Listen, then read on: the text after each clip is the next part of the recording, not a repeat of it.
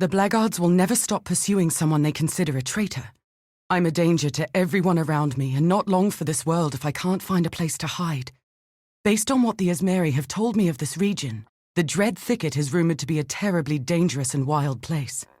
The blackguards will never search there. Let's travel separately to avoid detection, and I'll meet you there. The blackguards will never stop pursuing someone they consider a traitor.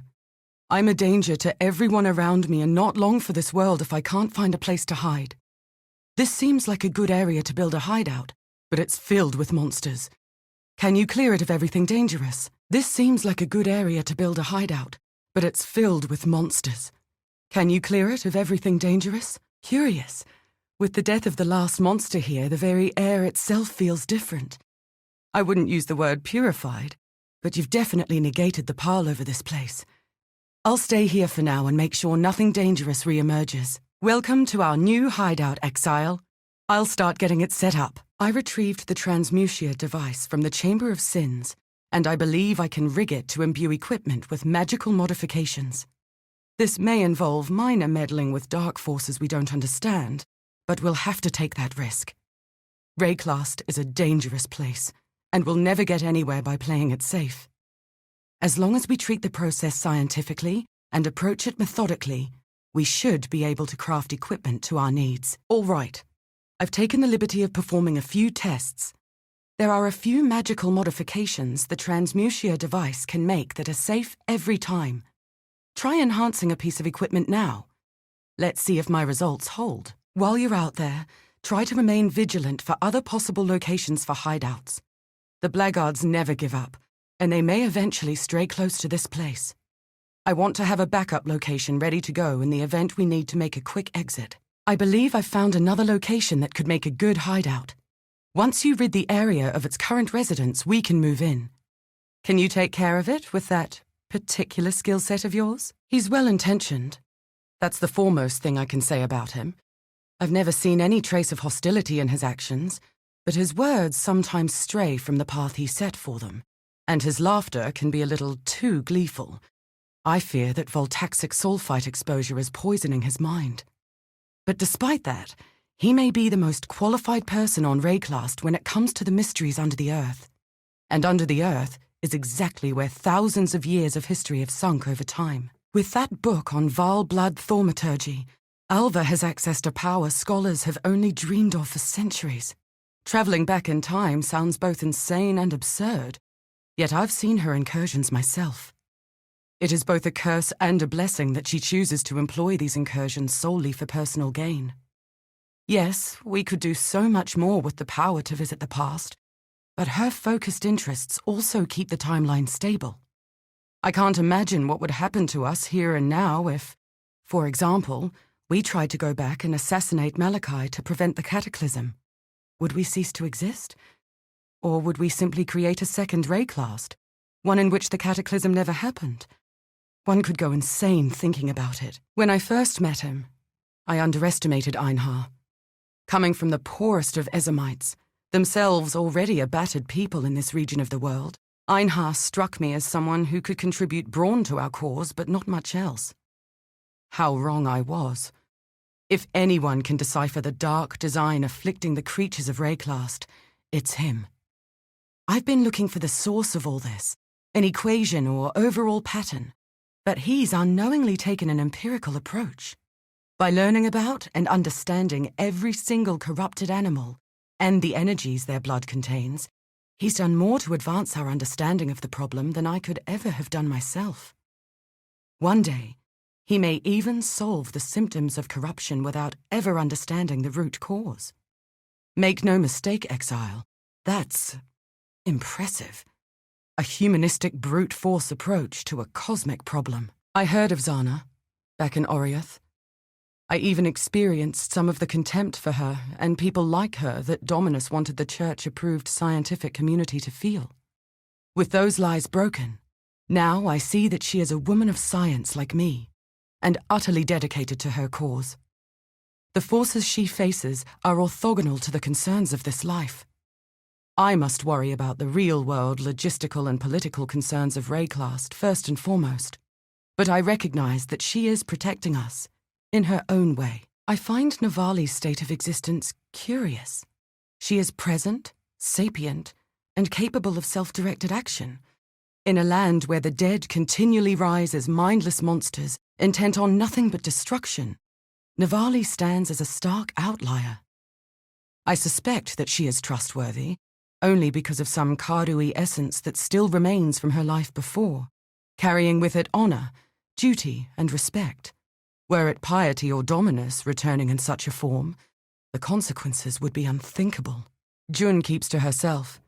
It's clear that she's not used to trusting strangers. From watching her, I think she is dealing with the loss of her Akara by pouring everything she is into her mission. That's admirable, but dangerous. Keep her safe, Exile. The Order of the Jinn is real. You have no idea how much that means to me as an archaeologist. I was in an apprentice position, yes, but my colleagues still refused to listen to a degree I found absurd. I was convinced that there was a pattern behind the absence of artifacts of myth. My conviction reached a certainty so strong that if a colleague told me about an expedition they had in mind, and if the sought-after artifact was one of sufficient mythological renown, I would bet a month's pay that it would not be found at its supposed resting place. I never lost those bets, and now I know I was right, even though I didn't know the name of my theorized secret organization of relic keepers until now. The Order of the Jinn found and sequestered all of those powerful artifacts long ago, and good they did. Power like that in the hands of men like Dominus would be catastrophic. While asleep, while dreaming, I felt I was on the verge of a brilliant revelation. In one hand, I held one of Navali's little purple orbs, and in the other, I had cut my palm for one of Alva's blood thaumaturgy incursions. In my dream, I was a scale, balancing these two forces. No, they were one and the same, and I was caught inside their eternal vortex. And with me in that vortex, above, was the shouting, screaming, clawing and cawing web of life as taught to me by Einhar. Below me, quiet, magmatic, frozen and grasping, were all the nightmares beneath the earth that Nico has revealed with his delving. I thought I was the center of a strange balancing act, but no, Exile, it was not me. For I was dreaming. Zana was there, ahead, forging the dream, the unreal. Where she was ahead, I now saw that I was behind, creating the physical, the real. I was not the center. You were. Do you understand this dream, Exile? Even if it means nothing, it's still reflective of the truth. Each of us carries one end of an impossible axis, and you unite all these forces. And together, we face the storm. Perhaps it's just paranoia, but I fear those loyal to the High Templar may still be after me. Could you spare some space for me in your hideout? Farewell for now, Exile. Many of the blackguard are still alive and scattered across Rayclast, but the organization has had its back broken after what happened in Oriath. I wouldn't want to run into a random knot of them, especially as they start to get hungry and desperate, but I believe their concerted search for us has ended. That'll give us some breathing room to face new problems. Malachi himself gave this transmutia device to Malagaro. It makes me incredibly uncomfortable to think about the horrors that it helped bring into being. But I must remind myself that science is not responsible for what happened in the Chamber of Sins. Science provides tools for mankind to manipulate the world. It is up to each of us to choose to do good or evil with the power so provided. Malagaro was the evil responsible, and Malachi before him. Together, you and I are going to start using this device to undo the damage they did. I was no wonder child back in Oriath, but I prided myself on what junior accomplishments I managed to put together within the strict set of allowed sciences. Archaeology was my specialty, and Dominus and his ilk had an uncommon fascination with artifacts from the past. And I was told I was crucial, that I was important, because I could tell whether an artifact was truly Val simply by running my hand along faded stone patterns. I may have had a head slightly too big for my shoulders. When the Ebony Legion made available an archaeologist position on their expedition to Rayclast, and nobody volunteered, I thought my colleagues were all simply afraid of continental dangers. No, they knew better. None were allowed to speak it openly, but they knew. I didn't find out what kind of society I was truly a part of until I saw Piety's aspirations. I studied the Vaal. I knew all about their downfall, or at least our Templar-twisted perception of it. Piety's ocean of slaughter. The Vaal called their hubris the apex of sacrifice. The Eternal Empire called theirs the Purity Rebellion. We call ours the Temple of Lunaris. And I know nothing, Exile. Nothing at all. Save that we are doomed to repeat the mistakes of the past unless we learn the hard way.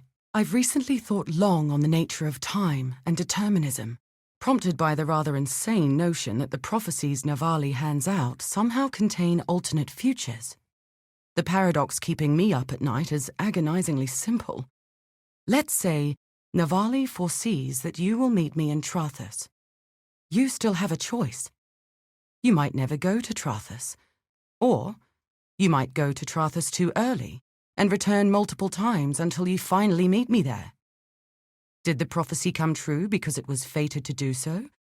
Or did the prophecy come true because you chose to make it happen and worked to cause it? Either way, I am the one without any choice, because neither you nor the prophecy asked me whether I wanted to go to Trathus. We are all in your debt for what you've done. Oriath stands today only because of your heroism. For my part, I will continue to help you in whatever way I can. I could hardly hope for better results. Do note, the device needs special reagents to perform, so not all uses will be so easy. We may just discover the truth of this world. We may just discover the truth of this world. That's impressive. That's impressive. That's impressive. I could hardly hope for better results. I could hardly hope for better results.